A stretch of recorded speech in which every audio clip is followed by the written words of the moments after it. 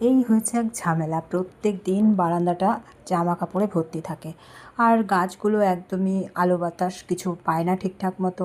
তো কী করব, একটাই ছোট বারান্দা, তাতে জামা কাপড়ও মেলতে হবে, আবার গাছের শখও মেটাতে হবে।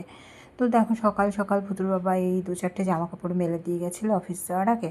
আমি সেইগুলো এখন একটু সরিয়ে দিচ্ছি। আর কালকে নিয়ে এসেছিলাম নার্সারি থেকে একটা গাছ, সেটাকে এখনও বসাতে পারিনি। পাশের বাড়ির মাসিমা বলল 2 দিন এমনি রেখে দাও, তারপরে বসাবে। তো সেই কারণে আমি কিন্তু বসাইনি, দেখো এই যে রেখে দিয়েছি।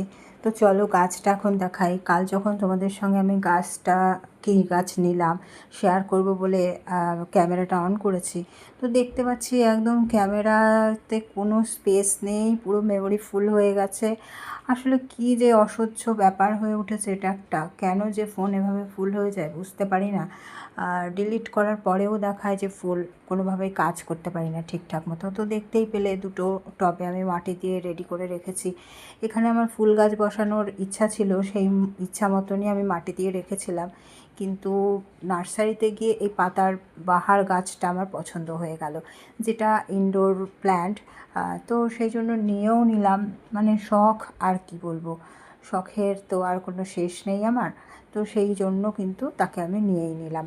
আর এখন বসাবো, তারপরে দেখি ফুলের গাছগুলো কিভাবে কি বসায়। দিদি আরও গাছ দেবে বলেছে।